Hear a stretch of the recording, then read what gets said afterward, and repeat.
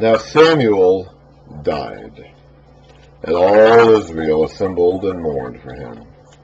And they buried him at his home in Ramah. So the guy who started this story, we started this book with the account of his birth, all the way back in 1 Samuel 1. There was a certain man from Ramathaim, a Zuphite, from the hill country of Ephraim. His name was Elkanah. He had 2 wives, Hannah and Peninnah. And Hannah is the one who was barren and has Samuel. And now Samuel has died. And all Israel mourned for him. And they buried him at his home in Ramah. Then David moved down into the desert of Maon. Story moves forward. The people who come and go, from beginning to end, you have God as the main character. The people who appear in the story come and go. We read about Samuel's birth, now we're reading about his death, and guess what? The story moves onward.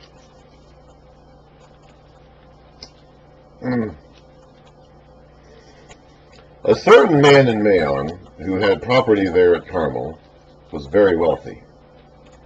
He had 1,000 goats and 3,000 sheep, which he was shearing in Carmel. Now remember, in this day and age, you measure someone's wealth by how much stuff they had.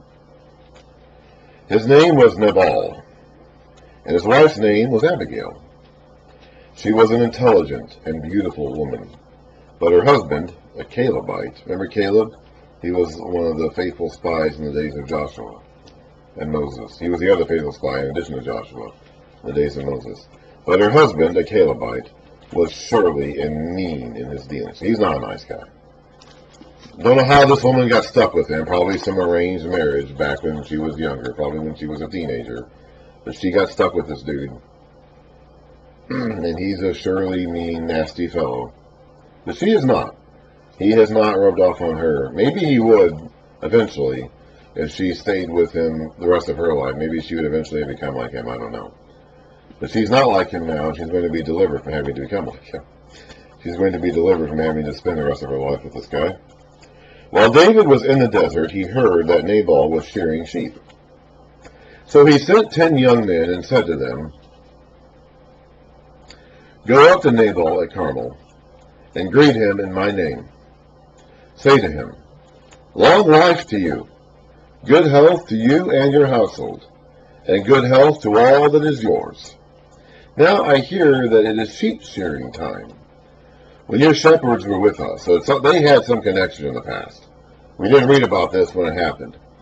But at some point, there is some familiarity between David and Nabal here. At some point before this, they knew each other, and David did stuff with them or for them. So they're not strangers. They have some prior association with each other. "When your shepherds were with us, we did not mistreat them, and the whole time they were at Carmel, nothing of theirs was missing." Remember, David himself was a shepherd. So he knows all about how to take care of sheep. "Ask your own servants, and they will tell you this. Therefore be favorable toward my young men, since we come at a festive time. Please give your servants and your son David whatever you can find for them." When David's men arrived, they gave Nabal this message in David's name. Then they waited. Nabal answered David's servants, and here's the answer they're waiting for. "Who is this David? Who is this son of Jesse? Many servants are breaking away from their masters these days." He's a Saul guy. This guy is a Saul loyalist right here. "Why should I take my bread and water and the meat I have slaughtered from my shearers and give it to men coming from who knows where?" David's men turned around and went back. When they arrived, they reported every word. David said to his men, "Put on your swords." So they put on their swords, and David put on his. About 400 men went up with David, while 200 stayed with the supplies. And he's got a band of about 600 guys. One of the servants told Nabal's wife, Abigail, "David sent messengers from the desert to give our master his greetings, but he hurled insults at us. Yet he hurled insults at them, at them, yes. This is one of Nabal's guys talking to the wife of the household. Yet these men were very good to us. They did not mistreat us, And the whole time we were out in the fields near them, nothing went missing. Night and day they were a wall around us. All the time we were herding our sheep with them. They're near them. Now, think it over and see what you can do, because disaster is hanging over our master and his whole household. He is such a wicked man that no one can talk to him. I get the feeling they've done this before. They may not have been in a life or death situation like this before, but I get the feeling that these servants were used to turning to Abigail when Nabal was doing something unpleasant and spiteful.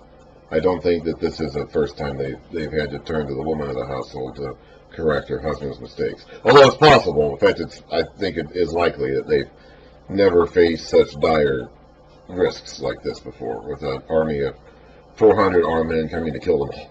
They probably haven't faced that before, but it does seem as though they're used to going to Abigail when the ball messes things up. That happens sometimes, okay? As much as we think of the husband as the head of the household and the guy who's supposed to do everything, you know, there are times when you have just a mean, spiteful, incompetent dude, and then his wife is the one who really gets anything done. That happens sometimes. I think it's definitely the arrangement they have here. Abigail lost no time. She took 200 loaves of bread, 2 skins of wine, 5 dressed sheep, 5 seahs of roasted grain. A seah is probably a bushel, about 37 liters. 100 cakes of raisins and 200 cakes of pressed figs, and loaded them on donkeys. Then she told her servants, "Go on ahead, I'll follow you." But she did not tell her husband Nabal. He would have stopped them. He wouldn't have let those go out. Now, this probably isn't going to be enough to feed this entire troop. And these guys, by the way, it wasn't just David and his fighting men. These men had their families with them, too. So this was a pretty large contingent of people that were traveling around. You had 600 fighting men, and then their wives and kids. So you had a couple thousand people who were traveling around together in a group. This food wouldn't have been enough for all of them, but this is an offering. This is a peace offering, basically, that Abigail is making to David to persuade him not to kill everybody. As she came riding her donkey into a mountain ravine, there were David and his men descending toward her, and she met them. David had just said, so the last thing David said before Abigail showed up, "It's been useless, all my watching over this fellow's property in the desert, so that nothing of his was missing. He has paid me back evil for good. May God deal." So David's hot here. David is not in a good mood. He wants some justice. He wants to make an example out of Nabal.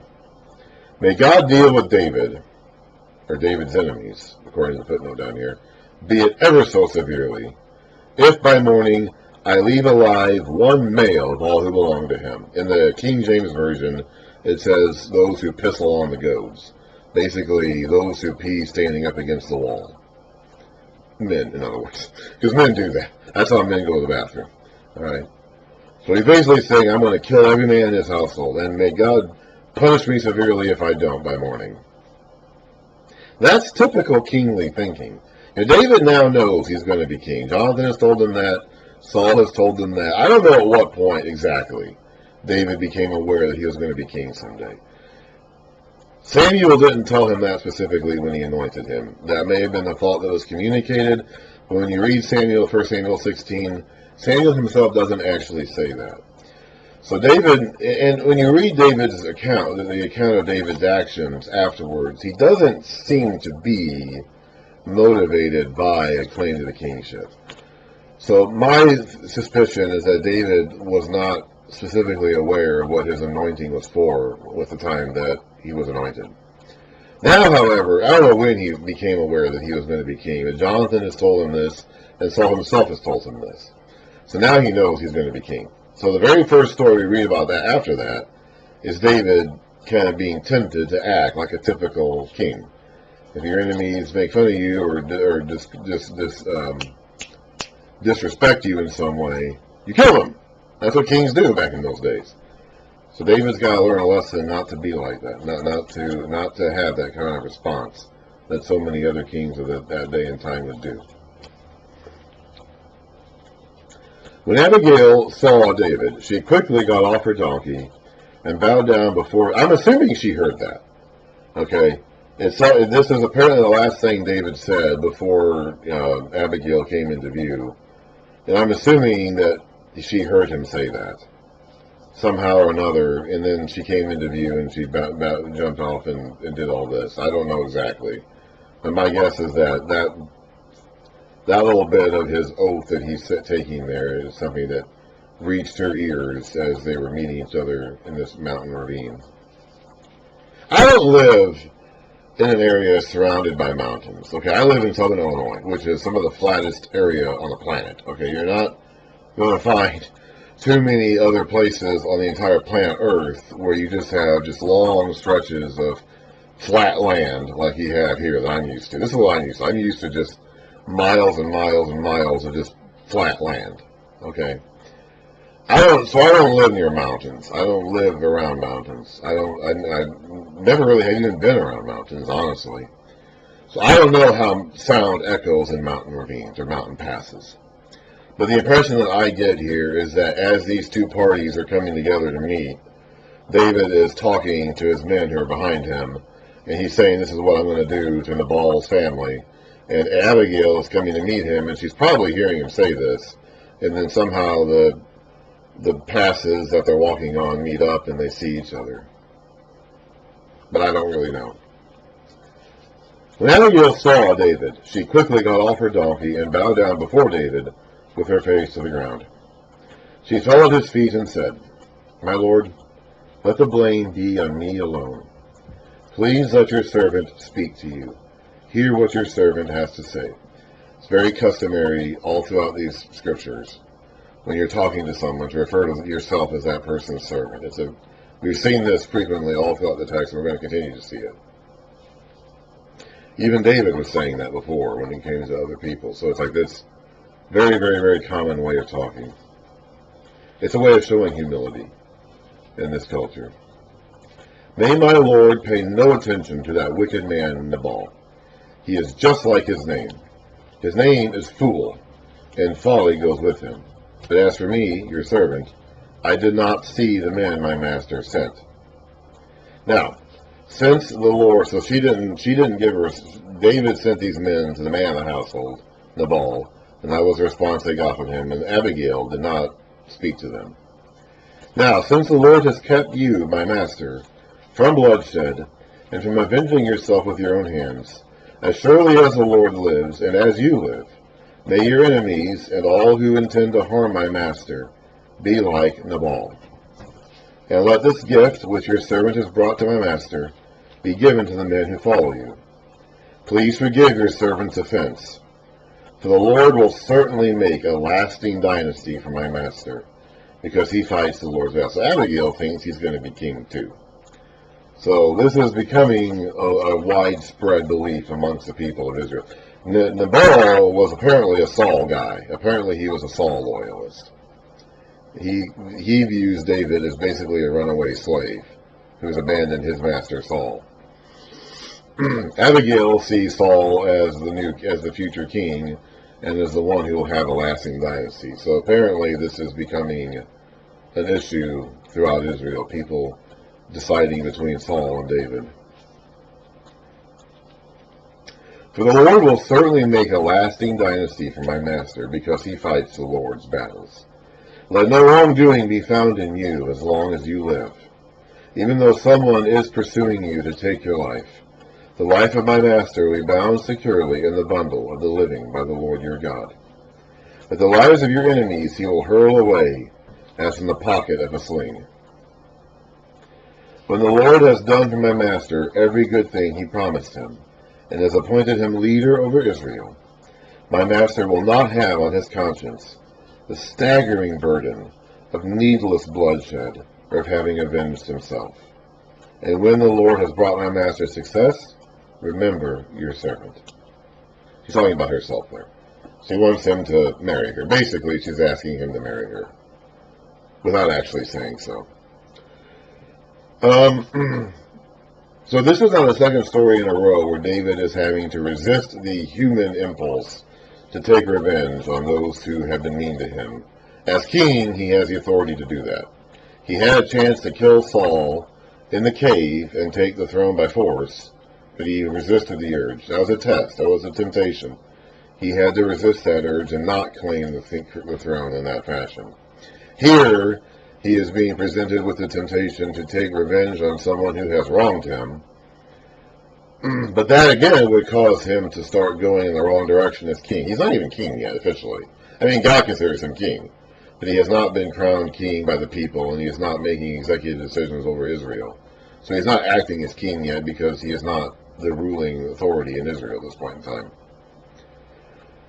So we have to make sure that he doesn't start. You'll have like a tree that will, or a plant, that will grow up crooked if the light is pointing in a funny direction. You know, it's like if you have a plant and the light is over here, the plant will grow up in the direction where the light is. David will grow up crooked in his kingship if he gives in to these impulses to take vengeance against his enemies with his own hands and not rely on God to do that. So we're having two stories back to back of training David not to grow in that wrong direction.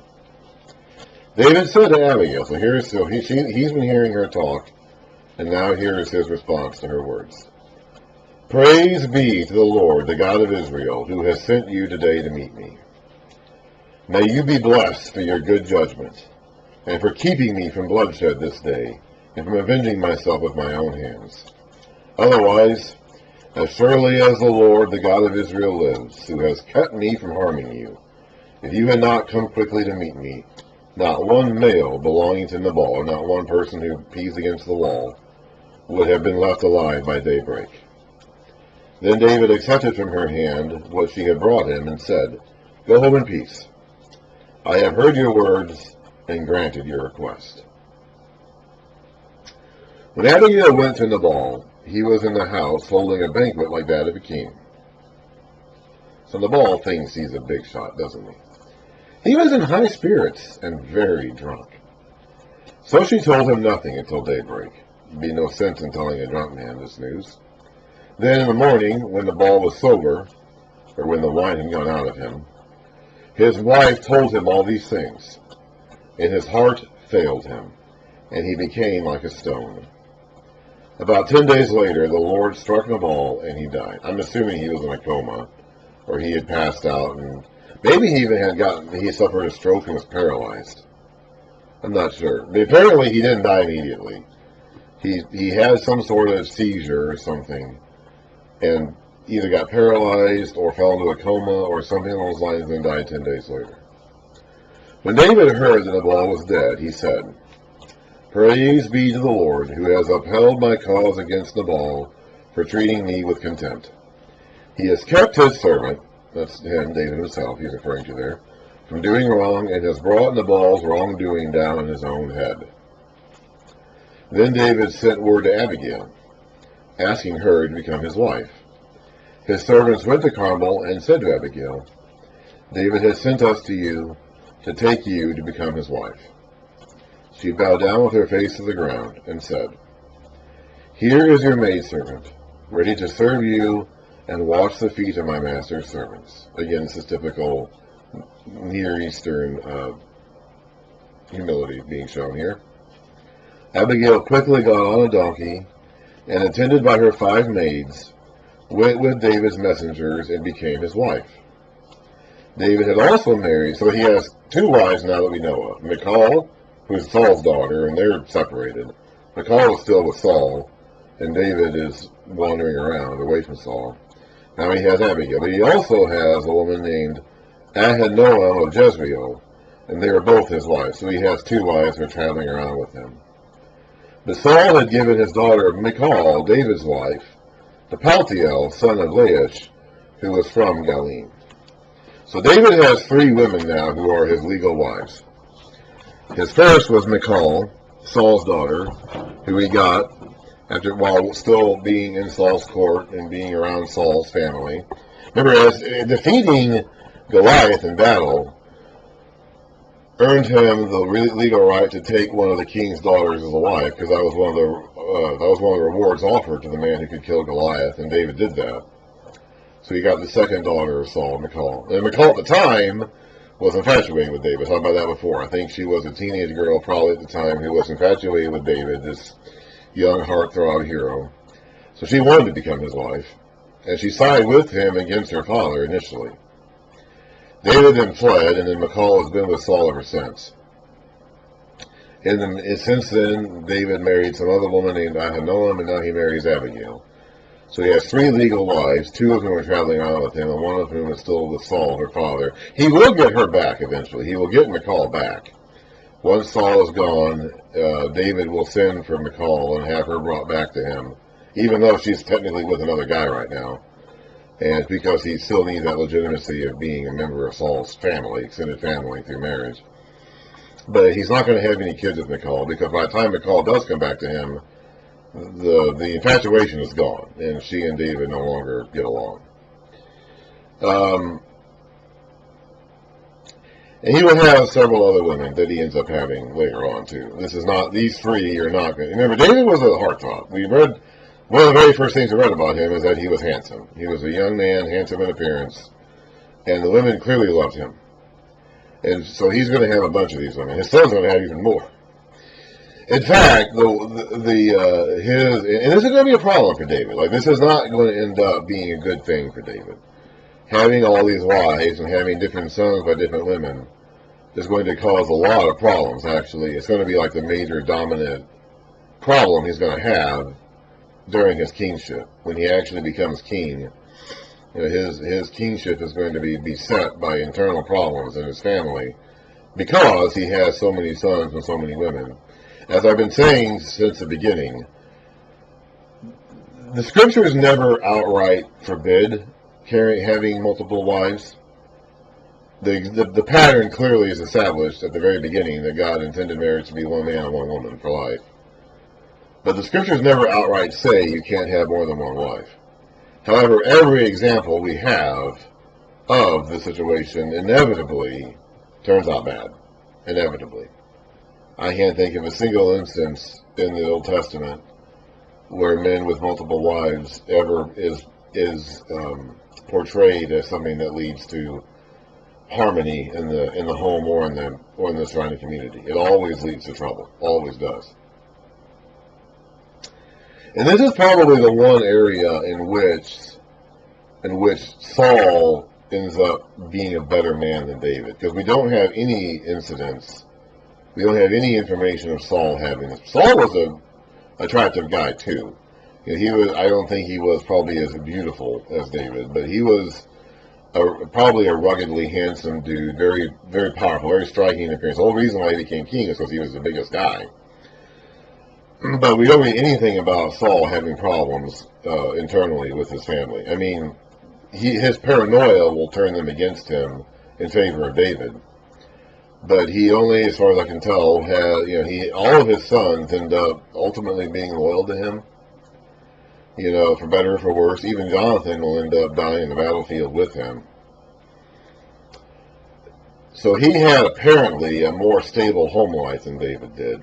Probably because he didn't have all these women and all these sons of different women. This is probably the one area in which Saul ultimately was a better man than David was. Because David's weakness is going to be women. And the sons that he has of different women. And that's going to be a weakness he passes on to his son, Solomon, who's going to have even more problems with women.